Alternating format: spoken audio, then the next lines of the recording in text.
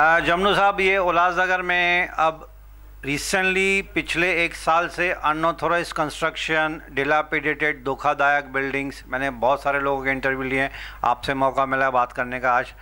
तो ये रेगुलराइजेशन कब तक होगा? एफएसआई जो आप लोग डिमांड कर रहे हैं सब पार्टीज़ मिलके, एक अम्ब्रेला एफएसआई, यानी कि उल्लासनगर से 4 या 4 के ऊपर भी आप डिमांड कर रहे हैं, ताकि ऑलरेडी जो अनऑथोराइज बिल्डिंग्स है वो 2 माले की बिल्डिंग पे 8 माले की बिल्डिंग तो पहले से ही बन चुकी है, यानी 4 से ज़्यादा एफएसआई तो कंज्यूम हो चुकी है।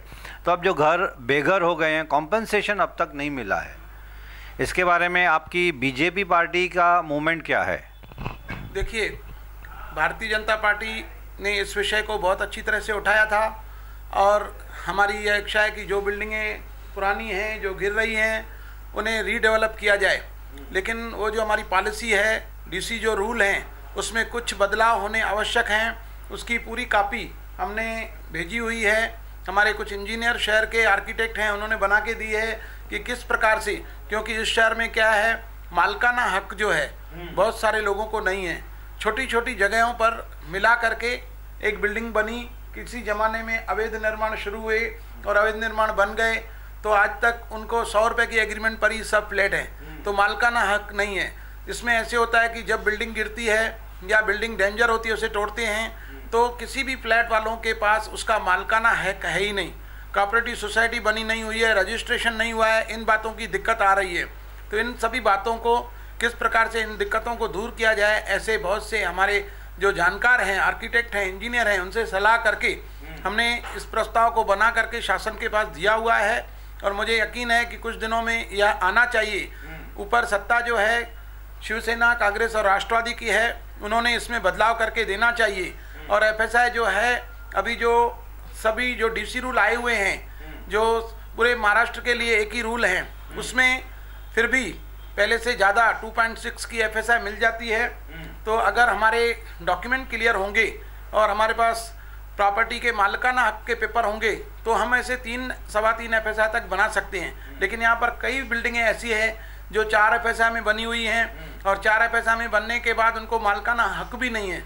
इसके लिए बहुत सारी दिक्कतें आ रही हैं, लेकिन उसके लिए समाधान के लिए भी हमारी कोशिश रहेगी। हमारे माननीय पूर्व मुख्यमंत्री और विरोधी पक्ष नेता देवेंद्र फडणवीस जी से हम फिर एक बार मुलाकात करेंगे और इस शहर में ऐसी धोखादायक बिल्डिंगों को किस प्रकार से पुनर्वसन किया जाए, उसके बारे में कोई ना कोई ठहराव लाएंगे। तो सर, आपका कहने का मतलब है कि आपने ऑलरेडी महाराष्ट्र गवर्नमेंट को लिख दिया है इसके बारे में?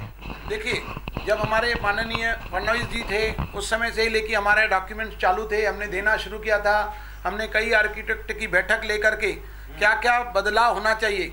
उल्लासनगर एक छोटा शहर है, यहाँ पर छोटी छोटी प्रॉपर्टियाँ हैं, यह बाकी शहरों के जैसे नहीं है। 13 स्क्वायर किलोमीटर में बसा हुआ यह शहर, जिसमें 7-8 लाख लोग रह रहे हैं, तो यहाँ पर ज़्यादा लोग रह रहे हैं और प्रॉपर्टी कम है।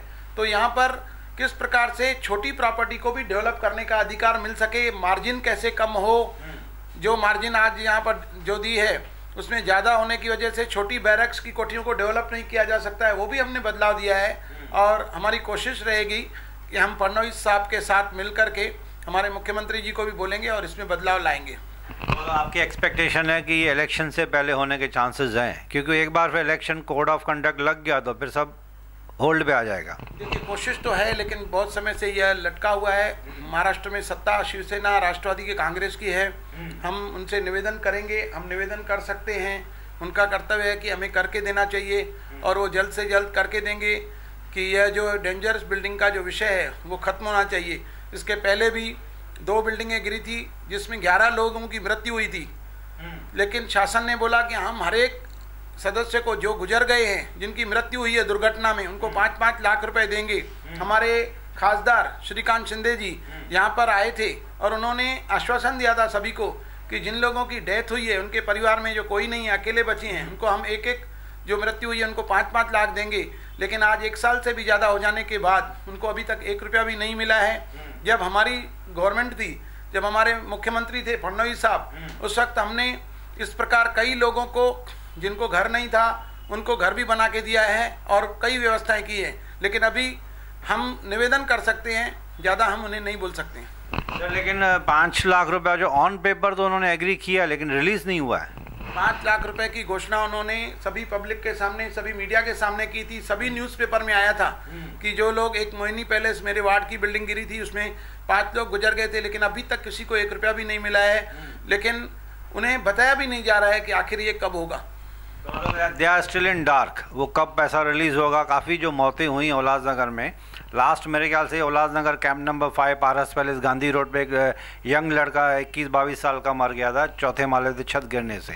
तो खैर कॉम्पेंसेशन एक्सपेक्टेशन है कि होने के चांसेस हैं, रिलीज़ हो जाएगी 5 लाख रुपया। अभी तक कुछ भी बताया नहीं जा सकता है। पहले बोला था हम 1 महीने के अंदर देंगे, आज 1 साल हो गया है, लेकिन इसका कोई भी जवाब देने के लिए तैयार नहीं है। अगर ये लोग घोषणा न करते कि हम 5-5 लाख देंगे, तो हम उल्लासनगर महानगर पालिका की तरफ से ही भारतीय जनता पार्टी के सभी सदस्य महासभा में इस विषय को लाते। 2 लाख 3 लाख कुछ न कुछ तो हम उनको दे सकते थे। पहले भी हमने दिया है इस प्रकार की दुर्घटनाओं में, लेकिन खासदार जी ने जब घोषणा कर दी तब हम रुक गए कि ठीक है, महाराष्ट्र प्रदेश की तरफ से खासदार जी मुख्यमंत्री कोष से दे रहे हैं, लेकिन हमें नहीं मालूम था कि इस प्रकार घोषणा करने के बाद भी नहीं दिया जाएगा।